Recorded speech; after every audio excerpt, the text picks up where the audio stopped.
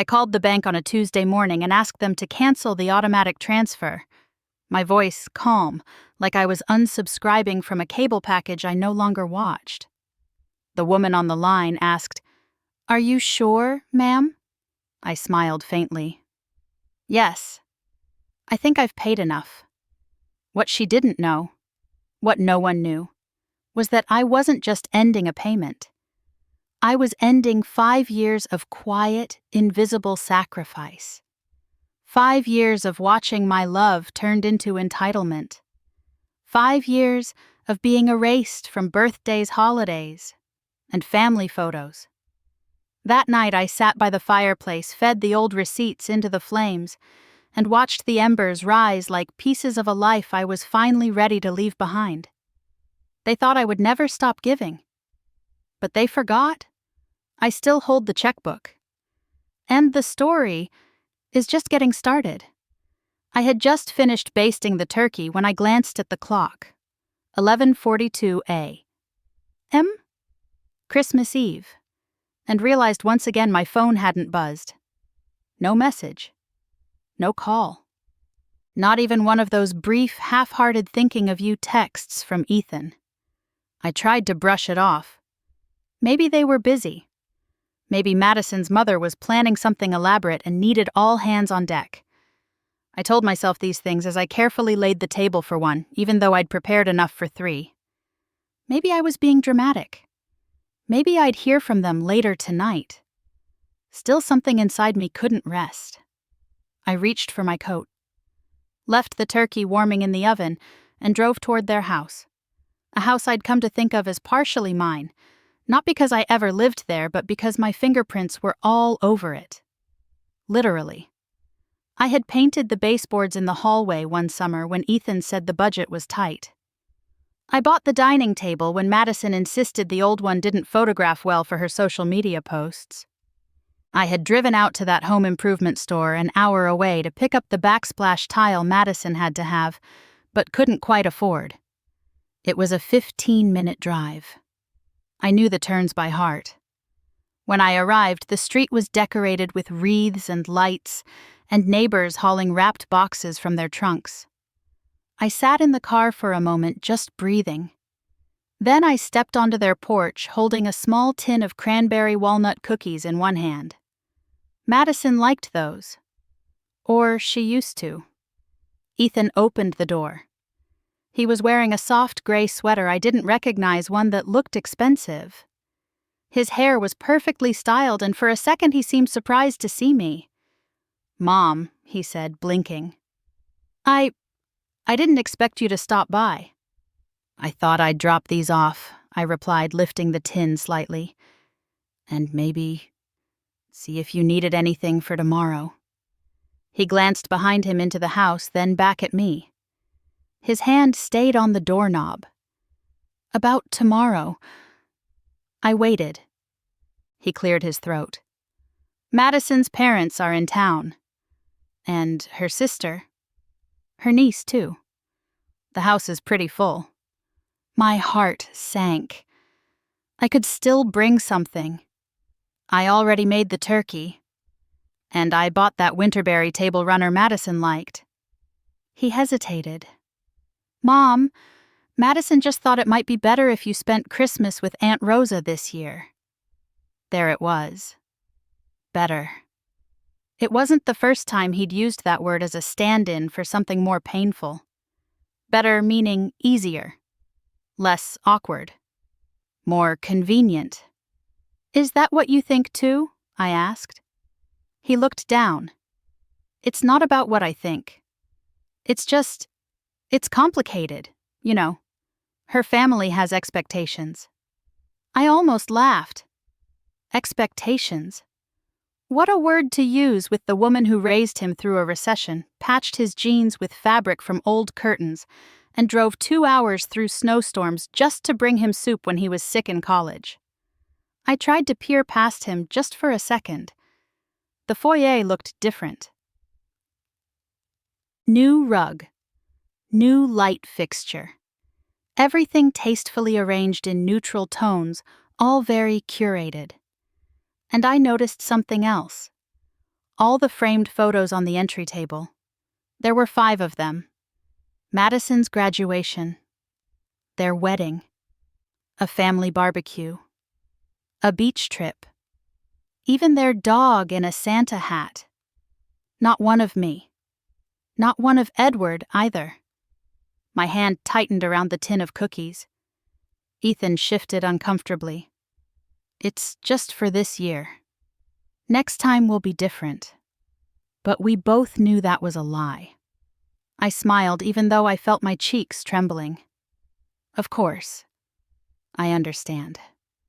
I handed him the cookies. He reached out, but his eyes didn't quite meet mine. "Merry Christmas, Mom," he said. I turned before he could close the door and walked slowly back to the car. The air was crisp, and I could hear the distant sound of children playing down the block. I started the engine and sat there for a moment, unsure of where to go. The radio came on. Some classic Christmas tune with a choir in full harmony. I didn't even hear the words.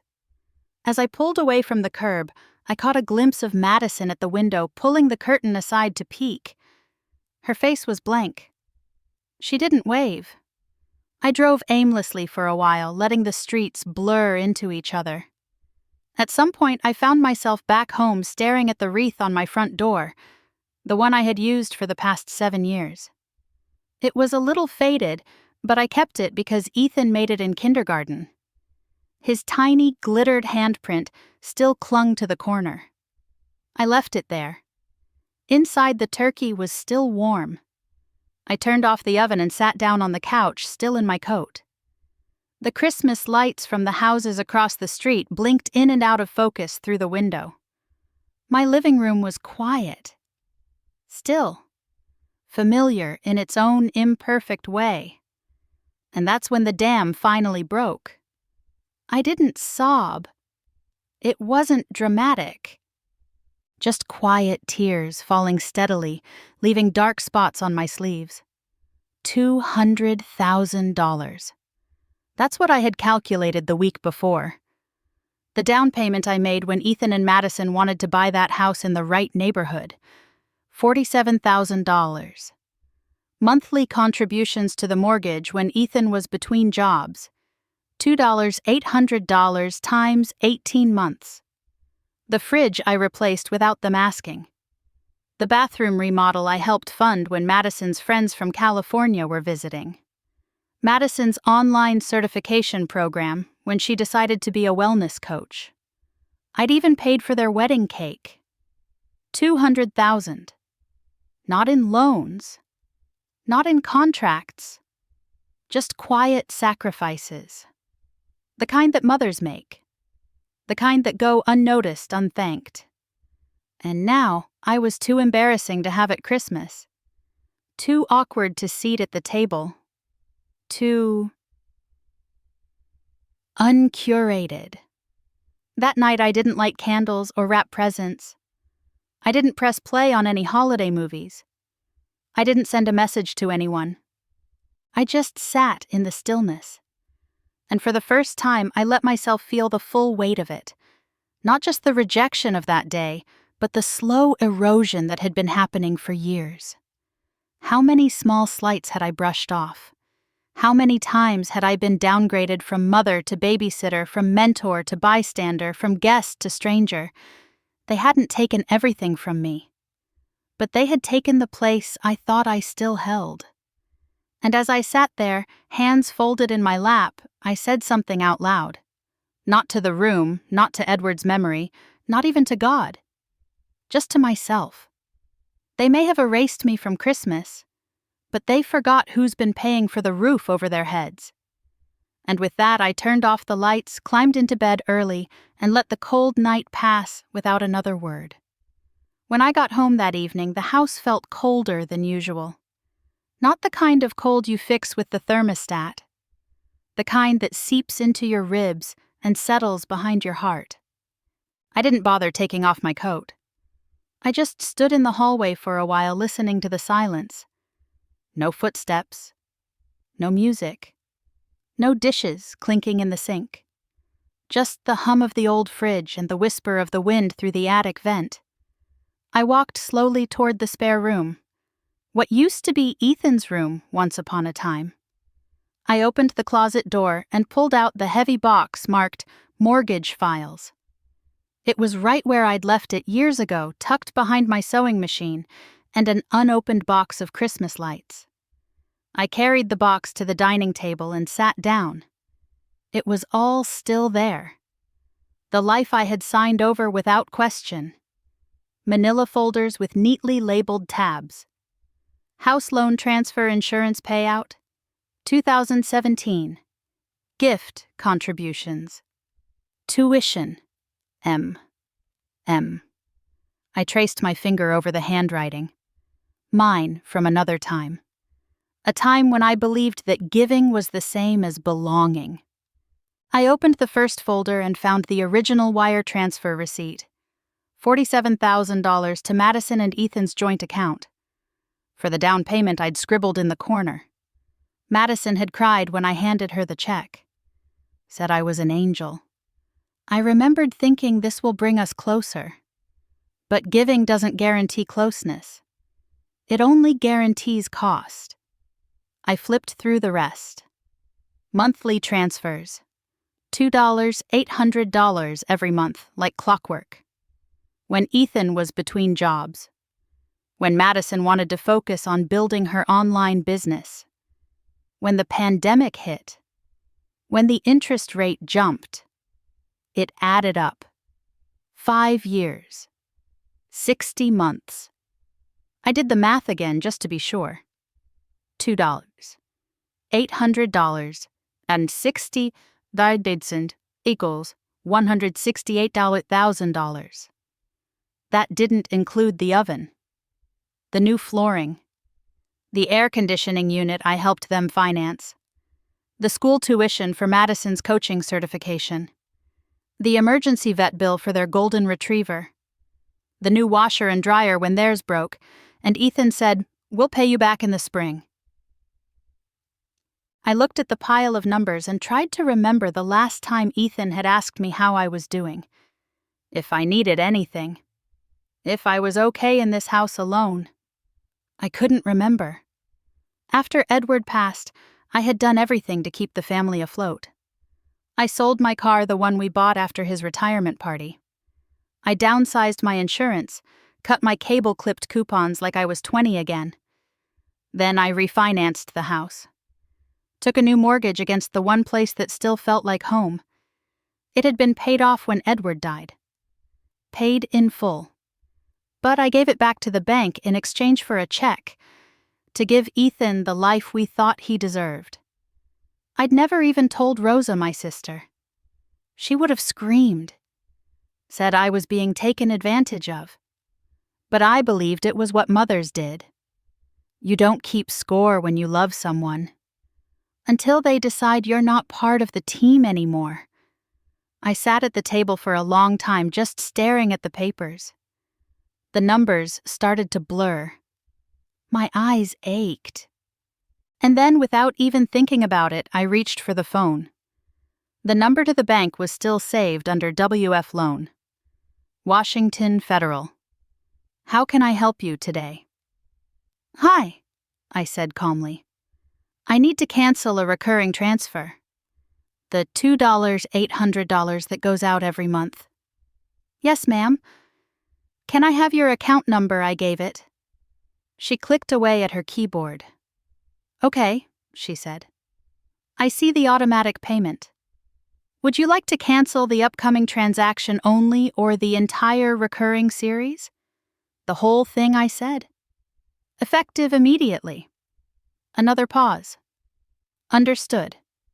I've submitted the request. You'll receive a confirmation email within the hour. That's all I need, I replied. Thank you, and happy holidays. Ms. Morgan. I hung up the phone. The room felt different. Not warmer. Not colder. Just still. I leaned back in my chair and stared at the ceiling. My eyes followed the faint cracks in the paint, the ones Edward always meant to patch. He'd hated leaving things undone. And yet here I was, Years later, finally tying off the loose thread. The money would no longer drain from my account on the 1st of every month. My budget would finally breathe. No more robbing the grocery fund to cover their electricity bill. No more waiting for Ethan to remember to say thank you. I stood up, carried a stack of older documents to the fireplace, and knelt down. It had been years since I used it for anything but decoration. I lit a match. The first paper curled as the flame touched it. The edge browned, then crumbled. I added more slowly, watching the ink dissolve, watching 5 years of silence burn into ash. I wasn't burning out of anger. I wasn't seeking revenge. I was letting go. Of the narrative I had written for myself. Of the belief that giving endlessly would earn me a seat at their table. Of the quiet resentment I'd tucked beneath every generous act. The flames crackled. I felt no sadness. Only clarity. I wasn't erasing the past. I was releasing it. By the time the fire died down, the room had filled with the faint scent of wood smoke and closure. I brushed the ash into the tray, washed my hands, and returned to the kitchen. I poured myself a glass of water, sat down again, looked out the window. My neighbor across the street was stringing lights with his grandson. They were laughing, talking about nothing in particular, just being together. It was a simple thing, but it made me ache. Not from jealousy, not even regret. From the slow realization that I had been investing in the wrong currency. I had traded time, money, and effort for proximity. But what I really wanted was connection. The kind that couldn't be bought. I glanced at the last document still lying on the table. The life insurance policy Edward had left me. The very foundation that allowed me to fund Ethan's dreams. I touched it gently. "I hope you understand," I whispered to no one. And in the soft stillness that followed, I imagined Edward's nod, slow and steady, like the way he used to agree with me silently when he knew I needed to be strong.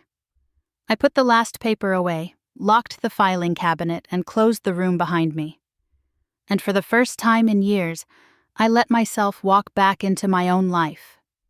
Not as someone's silent sponsor, not as a forgotten shadow in someone else's story, but simply as Janet Morgan, a woman with her name still on the deed. And finally, off the hook. The call came just after 9:00 Mom. As I was standing at the kitchen counter pouring hot water over a tea bag. It was chamomile. My usual on days when I wanted to move slow. Outside, the snow had dusted the garden in soft white, and the sky had that muted gray that made everything feel still. The phone lit up with Madison's name. I stared at it for a moment, letting it ring twice before answering. I already knew this wasn't going to be a pleasant conversation. "Hi, Janet," she chirped, all sugar. "I hope you're up and moving. Listen, my parents land at 3 this afternoon. Terminal B, American Airlines. Can you pick them up just like that? No greeting. No checking how I was doing. Just an order wrapped in a smile." I took a breath. "I'm sorry. I thought you said I wasn't welcome at the house this year." There was a pause, then a high-pitched laugh. "Oh, come on. Don't be like that. That was just about Christmas dinner. The guest list is tight, and I'm trying to keep things balanced. But this is different. This is just a quick favor. You're good at this kind of thing." I kept my tone steady. "So you don't want me at Christmas, but you'd like me to play chauffeur?" "Oh my God," she said, exasperated. "Don't twist my words. I'm just saying it's a huge help. Ethan's got work, and I'm slammed. I figured you'd be happy to do it. You're always free during the day." I stirred my tea slowly, letting the silence stretch. Then she added with that patronizing lilt in her voice, "Look, my parents are people of a certain standard, okay? They're educated, cultured. I just don't want them to get the wrong impression. Can you please not make this about you?" I blinked. "Excuse me," she sighed dramatically. "I mean, you're simple. You're fine. But sometimes you don't really understand your role in things. I need everything to go smoothly, and I can't have you making them uncomfortable." I felt something shift in my chest. A cold stillness that spread from my collarbone to the pit of my stomach. Madison didn't even realize what she was saying. Or maybe she did. Maybe she thought I would swallow it like I always had. Like the time she laughed at my clothes at her baby shower, or when she whispered that my cooking was a bit dated, or when she replaced the family photo on the mantel with one of her dog in a sweater. "You want me to pick them up from the airport?" I said slowly, "so you don't have to be inconvenienced. But I'm not good enough to be seen with them." "Oh, don't be dramatic," she snapped. "This is exactly what I mean. You always turn everything into some emotional thing. It's just a car ride. You've done this kind of stuff before." Yes. Yes, I had. I had picked up dry cleaning, made meals, bought dog food, paid bills, covered gaps, sewed curtains, drove them to the hospital when Madison's back acted up, babysat the dog when they wanted a weekend away, paid the vet bill. And through all of it, I'd told myself it was love. Now I saw it for what it was. "You're right," I said calmly. "I have done this before." "Good. So you'll be there around 3 Terminal B. I'll text you the flight number." "No need," I said. There was a pause. "What do you mean I won't be there?" Silence. "You're kidding." "I'm not." Her voice tightened. "Janet, this isn't the time to be petty. My parents are flying in from out of state."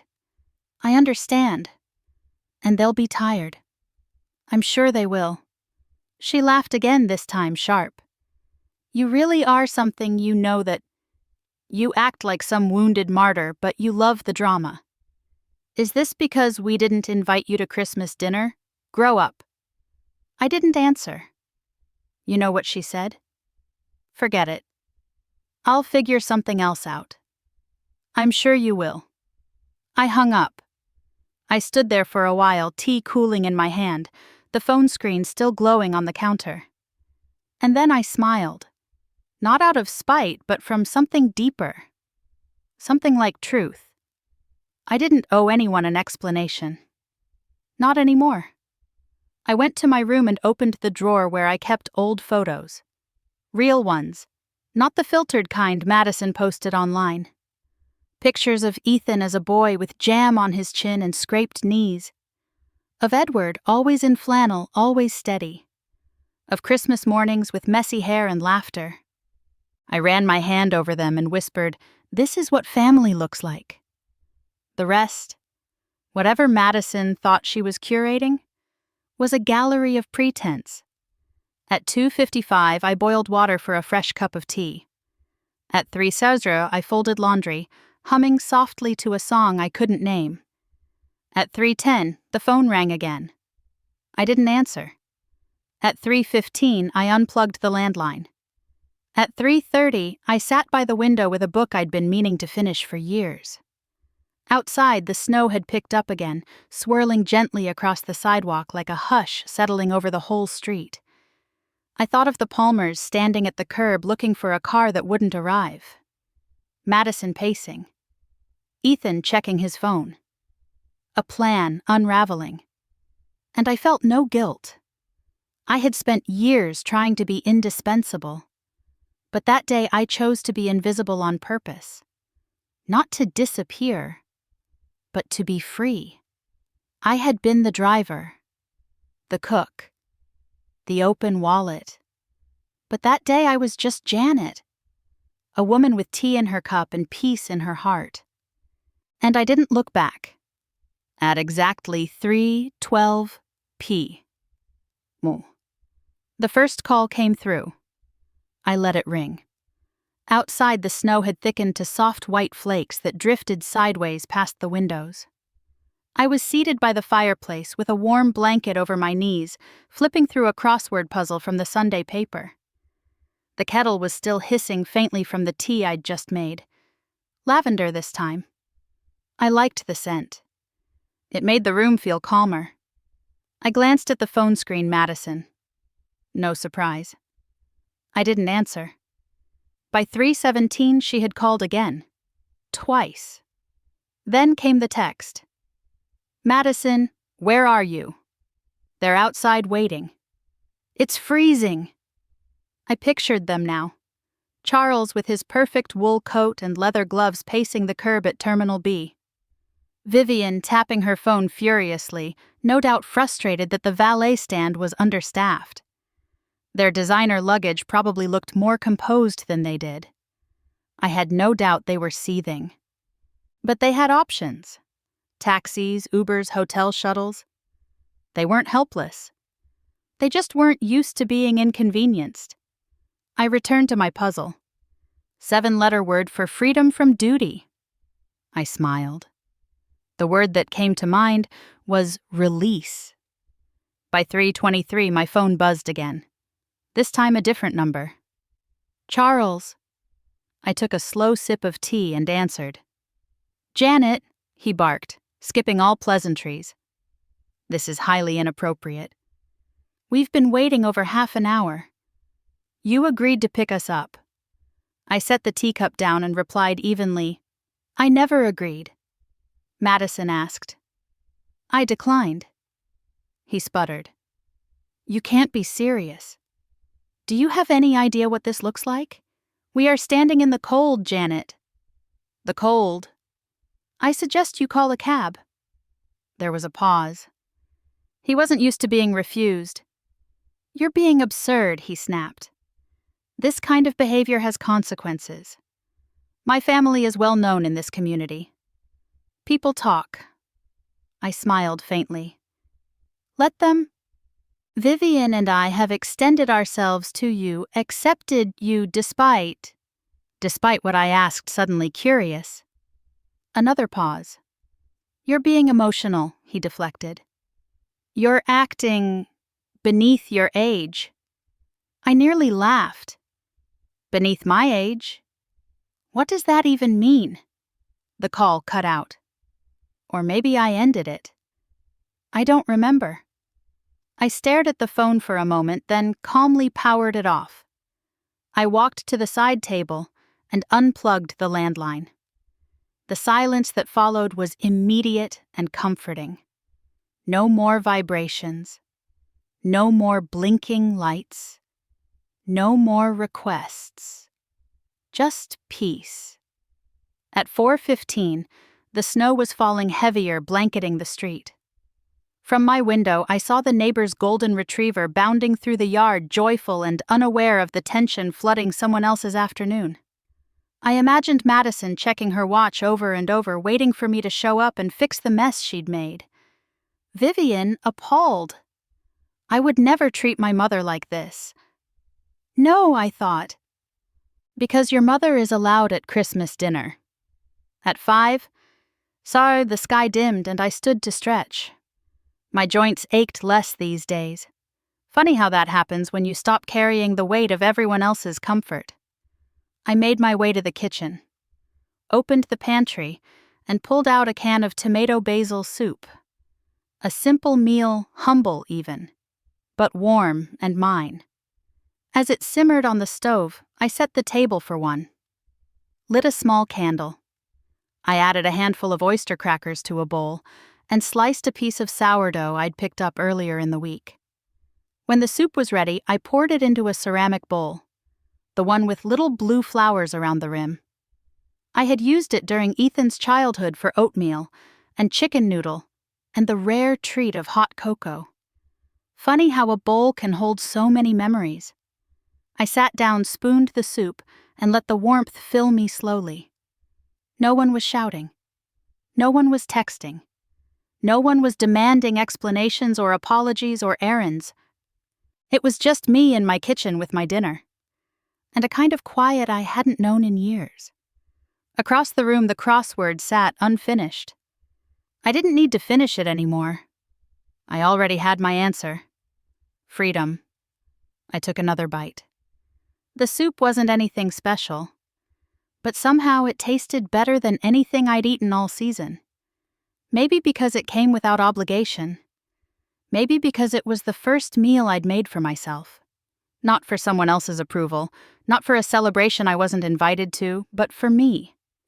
And as I sat there in the soft light of my own home, I smiled. It wasn't a big smile. Not triumphant. Not smug. Just real.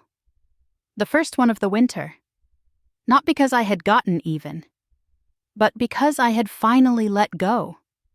It was 3 days after the airport debacle when I saw my name in the paper. I had just come in from shoveling a light layer of snow off the front steps. The cold helped clear my head lately. I wasn't rushing anywhere these days, not making grocery lists in my mind or budgeting for someone else's home repairs. Just moving slowly. Present! I stepped inside, placed my gloves on the radiator to dry, and set my coat on the hook. The mail had come, and tucked in the stack of ads and bills was that week's Millbridge Gazette. I wasn't a regular reader anymore. I preferred the quiet of crosswords and old books. But the bold headline below the fold caught my eye. Elderly woman abandons couple at airport during snowstorm.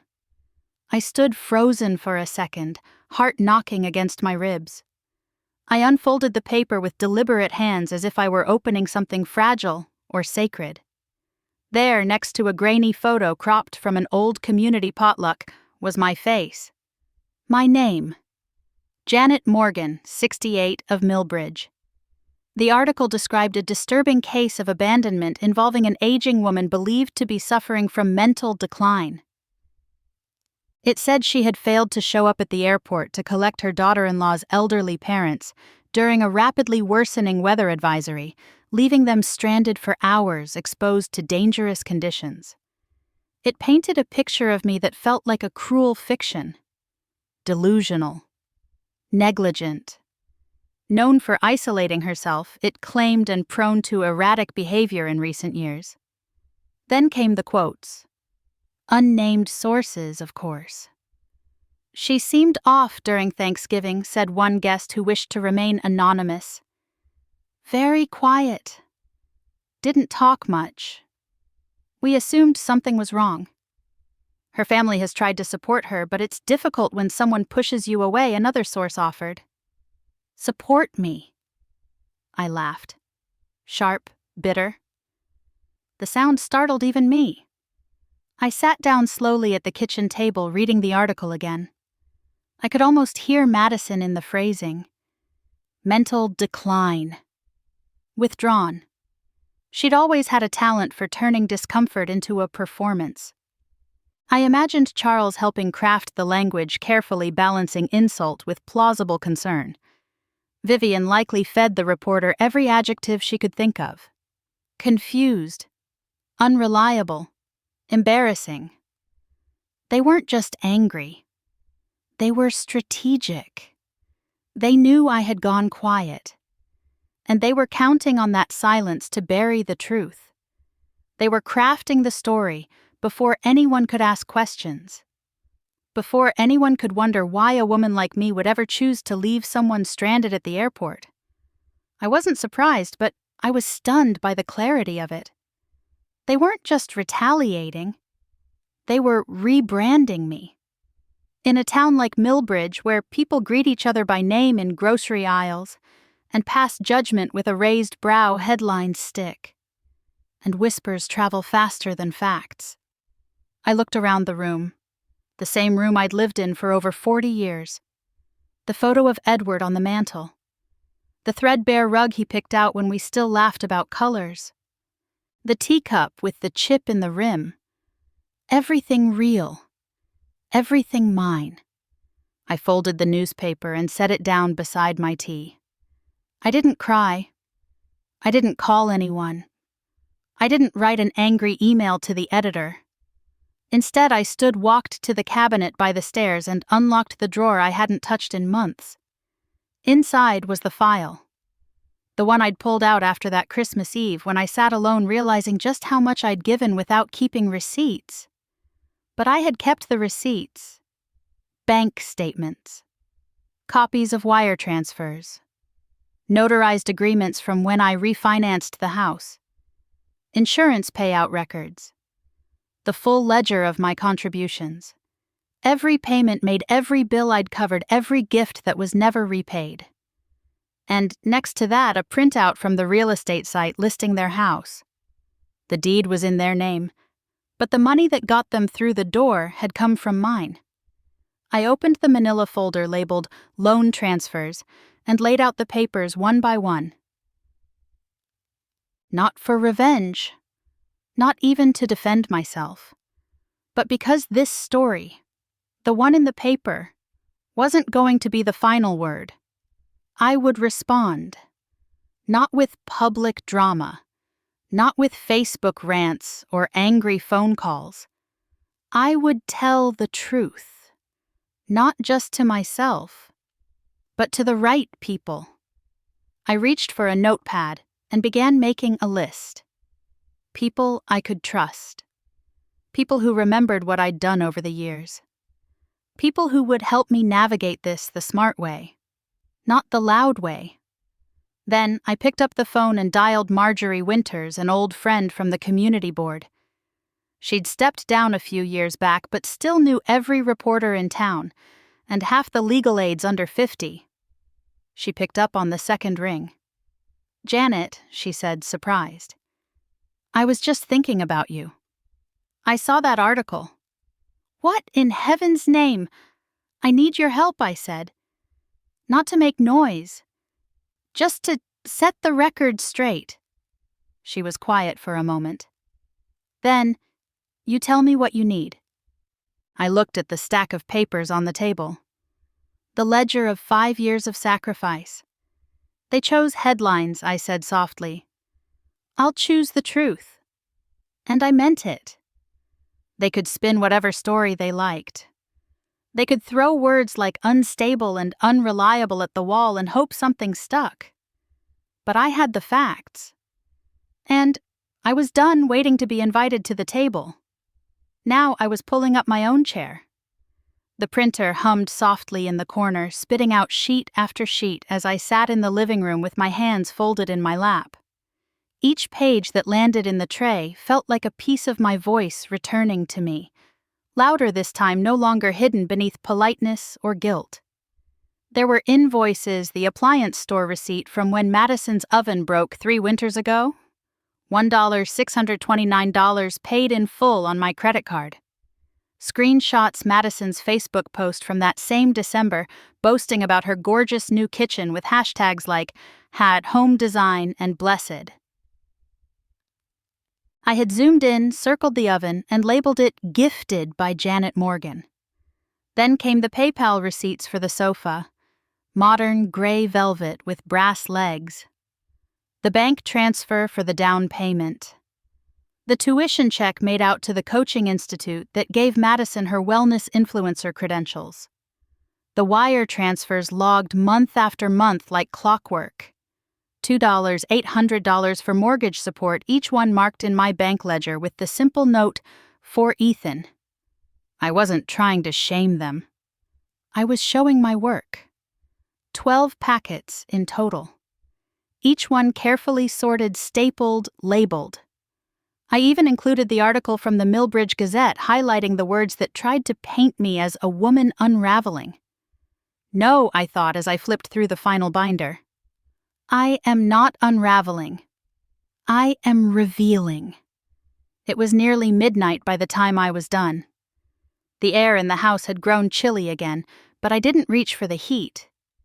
I liked the cold. It kept me alert. Sharp. I placed the packets into a canvas tote, navy blue with leather straps.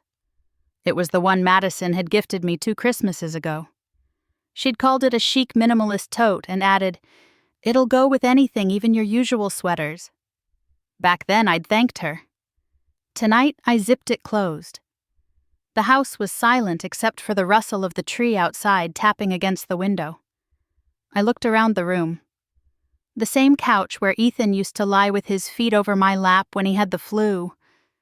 The same bookshelf Edward built with his bare hands the winter he retired. I kept it exactly as he'd left it, right down to the lopsided shelf we never fixed. I stood and walked to my bedroom. Hanging in the far corner of the closet was the dress. Deep ocean blue. The one I'd worn to Edward's funeral. It wasn't flashy.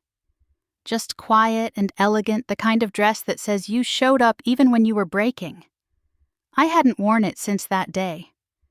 But tonight felt like something sacred too. Not a funeral. A resurrection. I laid it across the bed, smoothing the fabric with both hands. I could still remember how Edward had held my hand at his mother's service, whispering, "You always wear the right color. You know how to show up." I smiled.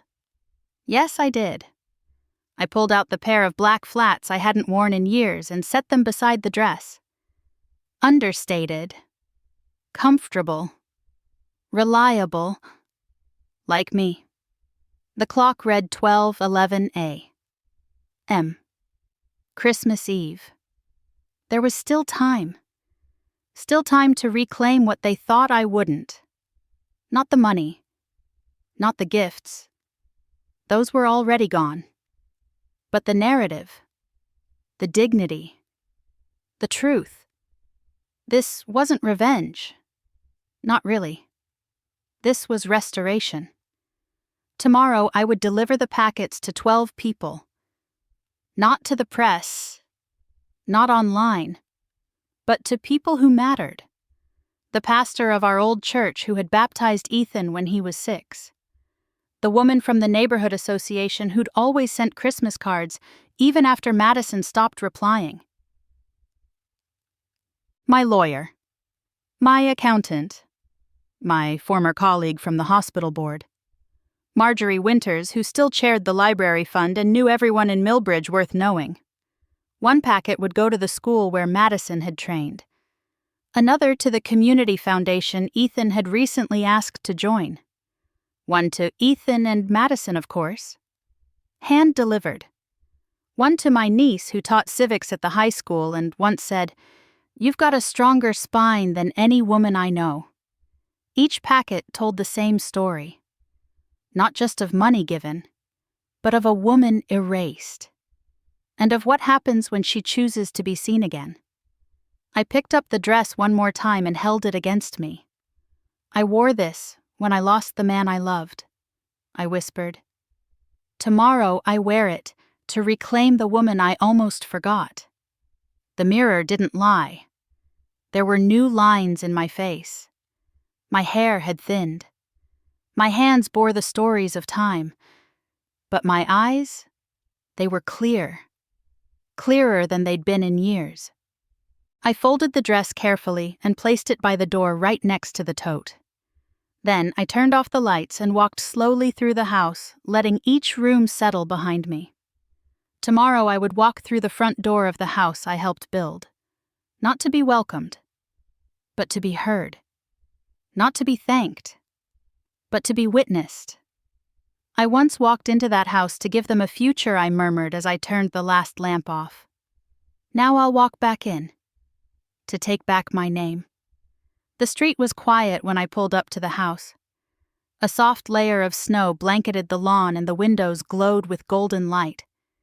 Inside I could see silhouettes moving, arms raised in laughter, heads bent in conversation. The kind of holiday warmth I used to imagine myself inside. I parked 2 houses down and sat still for a moment, my hands resting gently on the steering wheel. The engine hummed, then faded as I turned the key. The silence that followed was thick, not with dread, but with finality. This was the last time I would walk into their world and feel like I didn't belong. I stepped out of the car and retrieved the navy tote from the passenger seat. The weight of the folders inside grounded me. Evidence, yes. But more than that, Proof that I had not imagined my giving. That I was not some confused old woman whose version of events could be dismissed with a condescending smile. I wore the dress Edward had always said made my eyes look like the sea before a storm. Tonight, I hoped he was right. At the front door, I didn't knock. I let myself in. The handle turned easily. Of course it did. I still had the spare key from when I was the one feeding their dog and waiting for furniture deliveries. They had never asked for it back. Maybe they forgot I still had it. Maybe they assumed I wouldn't use it. I stepped into the hallway and was immediately greeted by the smell of rosemary and roasted meat. Laughter echoed from the dining room. I could hear the clink of wine glasses and the jingle of someone's charm bracelet as they gestured mid-story. I walked forward, my footsteps soft against the polished wood floors I helped pay for. When I entered the dining room, 12 heads turned in near unison. Madison, mid-laugh, froze with a fork halfway to her mouth. Ethan stood up too quickly, knocking his napkin to the floor. "Mom?" he said, voice tight with disbelief. Madison's face drained of color. "What are you doing here?" I took a breath, looked at each guest slowly. My gaze steady, unhurried. Some of them I recognized Madison's cousin who owned the yoga studio, her sister-in-law from Oregon, and Charles's colleague from the firm. Others were strangers, dressed beautifully, their eyes wide with curiosity. "I won't take much of your time," I said gently. I placed the tote on the buffet table and began distributing the folders one by one. I didn't rush. I didn't raise my voice. Each packet landed silently in front of a stunned guest. "This," I said, "is the receipt for the oven that roasted tonight's turkey." Page 3. Someone opened theirs, flipping through in silence. "This," I continued, laying a folder beside Madison's plate, "is the proof of the down payment for this home. The home you've all admired on Instagram." A few guests shifted uncomfortably in their chairs. Madison found her voice. "You don't need to do this." We never asked for—" "I'm not here for an apology," I interrupted softly. "I'm here for the truth." I stepped toward Ethan and laid a packet before him. His hand trembled slightly as he reached for it. "And this," I said, turning to Charles and Vivian, "is the article you helped circulate." I held up the newspaper clipping, now annotated in red ink. Each line corrected each implication, rebutted with a footnote. I placed copies beside them. Vivian opened hers. Her face flushed crimson. "I've included documentation," I said, "of every transfer, every tuition check, every mortgage supplement, every appliance, every month of 5 years that I poured into this house and this family under the belief that love would be enough to keep me seated at this table." Charles cleared his throat. "This is extremely inappropriate." "Inappropriate," I repeated as if tasting the word. Not untrue, not unfair, just uncomfortable. I turned back to Madison, who now sat still, lips parted but silent. "You once cried when I gave you that down payment," I said. "Called me your angel. Do you remember that?" She didn't answer. "Somewhere between then and now I became someone you didn't want in your holiday photos." "You did all that by choice," she said, finally, her voice brittle. "You volunteered. No one forced you." "No one needed to," I replied. "Because I loved you." The room was still. "You think generosity is a debt I created?" I continued. "But it wasn't a debt. It was a gift. A gift you buried the moment I became inconvenient."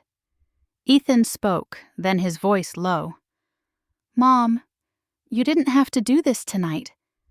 "I didn't have to do any of it," I said. "But I did. And now I'm giving you one last thing. Something far more valuable than money." They waited. The truth. I placed the final folder at the head of the table, the place I once used to sit when I was still invited. "This isn't revenge," I said. This is the story you refused to tell, the one you hoped I'd be too ashamed to share. I stood tall. My heart pounded, but my voice did not shake. I'm not ashamed anymore. No one moved. No one laughed. Madison reached for her wine glass, but her hand shook too much to lift it. I turned toward the door. I wish you all a Merry Christmas, I said. Then I paused. And I hope when you post your dinner photos tonight, you remember who paid for the plates beneath your roast and the lights above your heads. And with that, I walked out into the snow. The silence that followed my exit wasn't immediate. Behind me, as I stepped through the snow and toward my car, I heard chairs scraping, whispers rising like steam from a boiling pot. Doors opening and closing. And somewhere faintly the sound of someone crying. But I didn't look back. Not yet. I sat in the driver's seat for a few minutes, watching the condensation form on the inside of the windshield. My fingers rested on the steering wheel, steady now. No trembling, no hesitation. Just the quiet satisfaction of a truth finally spoken. I waited.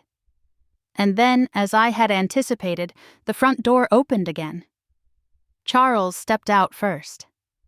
His stride was stiff, his coat flapping behind him like he couldn't quite keep his posture intact. He scanned the street, spotted my car, and came straight toward me with that same self-importance he wore like a second skin. I rolled down the window before he could knock. "Janet," he began, "we need to talk. What you did in there." I cut him off with a slight tilt of my head. "Was the truth?" His jaw clenched. "You ambushed a holiday dinner." I responded to a smear campaign, I replied calmly. "And unlike your article, I brought citations." He narrowed his eyes. "You think you've made your point, but public perception doesn't work the way you imagine. You've embarrassed yourself. You've alienated your son." At that, I smiled. Just slightly. "You mean the son who spent 5 years taking my money and 5 minutes deciding I wasn't family," I said. "I think he alienated himself." Charles took a step closer. "You're not helping anyone with this stunt. You've made yourself look unstable." That word again. Unstable. I reached into the tote beside me and pulled out a final manila envelope. Thicker than the others. I held it out the window. "What's this?" he asked, suspicious. "Evidence." "I said that you ghost-wrote the article in the Millbridge Gazette." He didn't take it. "I spoke with Elaine Baxter this morning," I continued. "She was the editor, wasn't she? Said she received a fully drafted op-ed from your assistant. Said she only agreed to run it because you implied it was part of a broader community safety piece." Charles went pale. "You're bluffing." I didn't blink. "No. I'm prepared." He stared at me for a long moment, then reached for the envelope with a clenched jaw. Inside were printed emails. Names. Timestamps. A copy of the original draft with metadata intact. "I don't need an apology," I said as he flipped through the pages. "I just needed you to know I know." For a moment he stood there with nothing to say. And that in itself was more satisfying than anything he could have offered. I rolled up the window and started the car. But just as I shifted into gear, another figure stepped out of the house. Ethan. He didn't rush after me. He just stood there in the snow hands in his pockets, the porch light casting a soft halo behind him. For once he didn't look like a man trying to impress anyone. He looked like a boy who had just seen something he couldn't unsee. We locked eyes through the windshield. I didn't wave, but I didn't look away either. He took a slow step forward. I turned the engine off again and cracked the window. He stood beside the car in silence. I waited. Finally he spoke. I didn't know he said. I gave a slow nod. "That's the most honest thing you've said to me in a long time." I don't know what to say. You don't have to say anything, I replied. You just have to listen. He looked down, then back at me. Why didn't you tell me sooner about the money, the help? Because I didn't do it for thanks, Ethan. I did it because I loved you. He nodded once, the way someone does when they're just beginning to understand how far they've strayed. I can't fix all of this right away, he admitted. I didn't ask you to. He looked up again, this time more steady. Are you really done helping? I didn't hesitate. I forgive you, I said gently. But I'm not paying for anything else. He opened his mouth. Maybe to argue, maybe to protest. But nothing came out.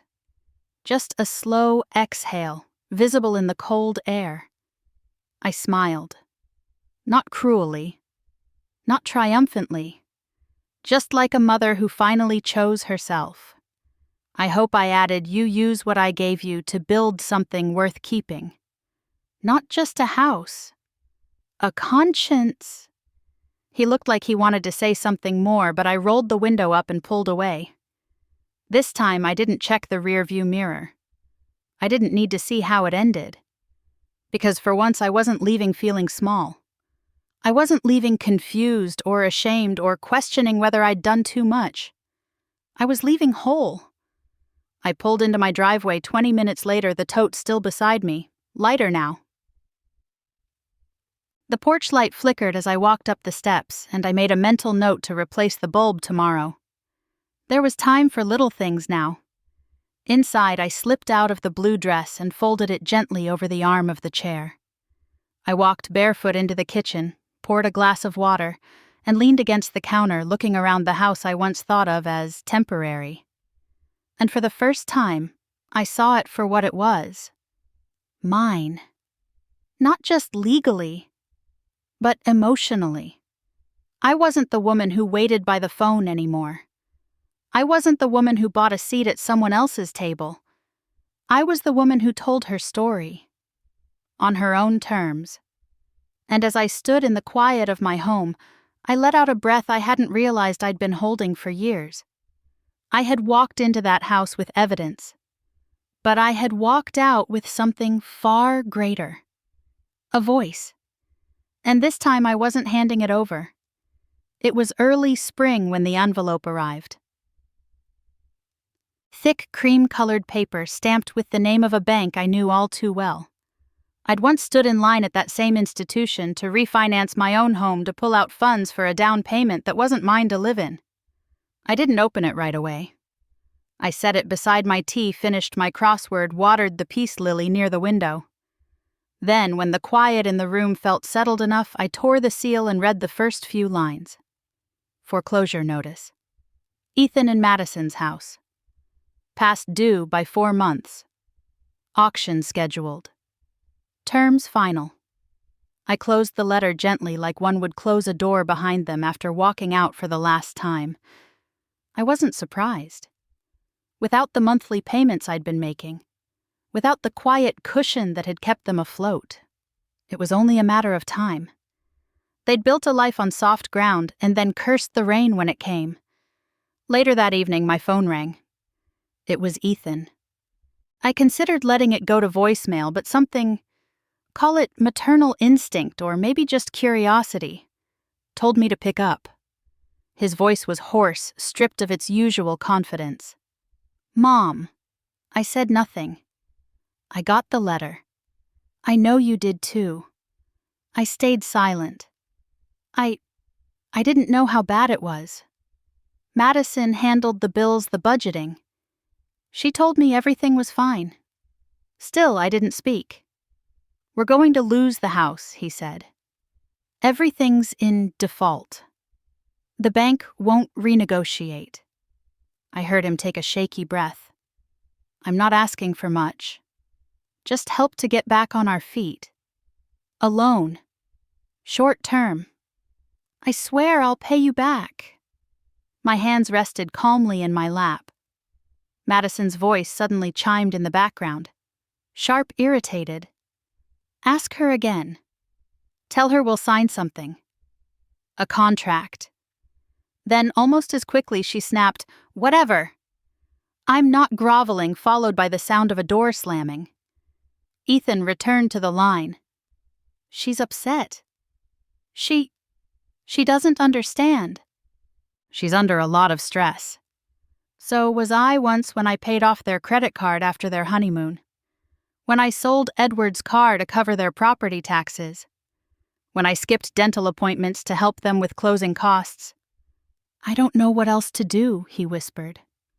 Finally, I spoke. I know. He paused, startled by the sound of my voice.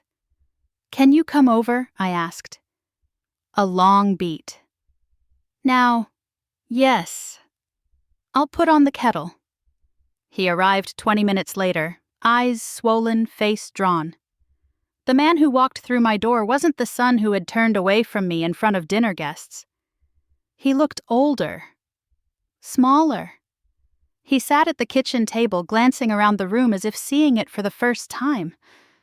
I brought him a bowl of tomato soup and 2 slices of toasted sourdough. Nothing else. No wine, no dessert, no fuss. He blinked at the food. You didn't have to make anything. It's dinner, I said. Simple, but warm. He took a spoonful, hands trembling slightly. Halfway through, he set the spoon down and looked at me. I've really lost you, haven't I? I folded my hands.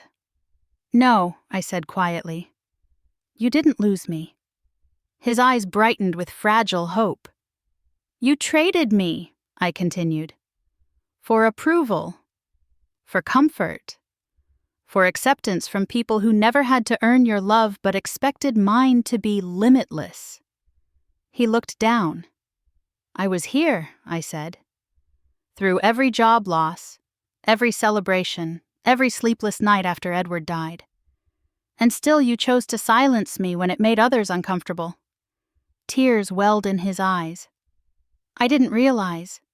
You didn't want to. He shook his head. I was trying to protect our life, our image. And in doing so, you erased the very person who helped you build it. He sobbed quietly. I'm sorry. I reached across the table and placed my hand over his. I forgave you the day I stopped paying. He stared at me. Forgiveness isn't forgetting, I added. It's remembering without letting it consume you. He tried to smile. It wavered. What do I do now? You rebuild, I said. Not with my checkbook, but with your choices. The wind outside picked up, brushing against the window pane. He wiped his face with his sleeve. I don't know where to start. I poured him another cup of tea. That's the honest place to begin. We sat in silence for a while, the kind that doesn't demand conversation. Just presence. Eventually he stood. Thank you for dinner, he said. I nodded. You're always welcome for soup. But not for bailouts. He let out a breath, something between relief and grief. As he walked to the door, he paused. Do you think we'll be okay?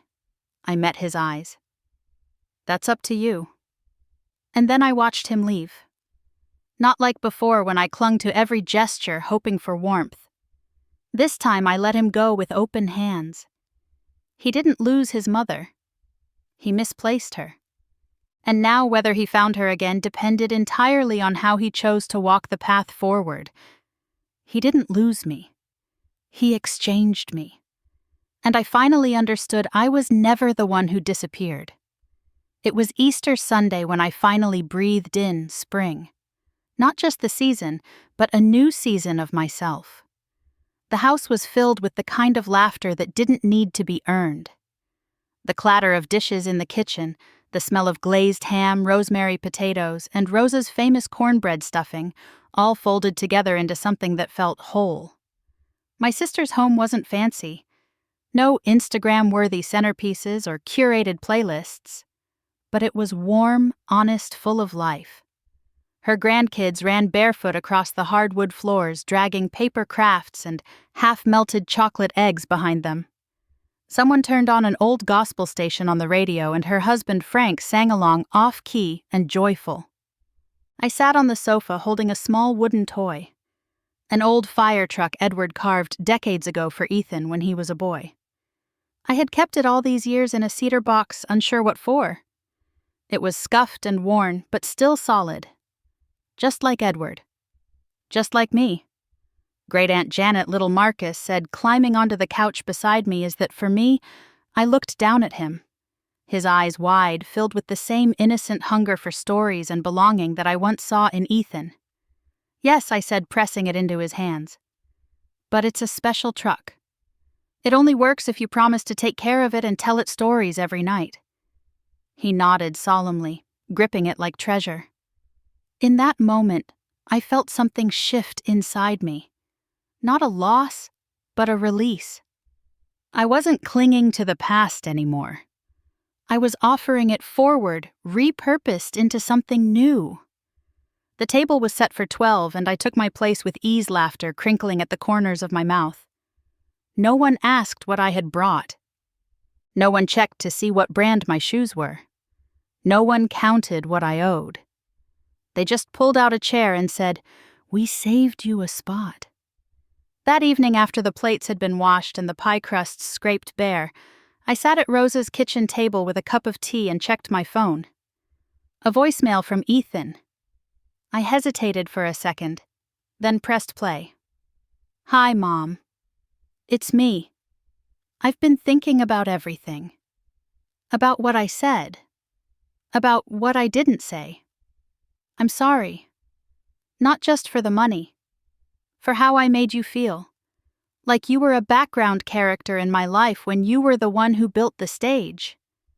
I miss you." There was a long pause. "Then I want you in my life. I want to do better. Not because I need anything. Just because I want my mom back." Tears rose, but I didn't let them fall. Instead, I pressed the button and called him back. He answered quickly. "Mom?" My voice was steady. "If you still want me in your life, Ethan, come because you want me. Not what I can do. Not what I can give.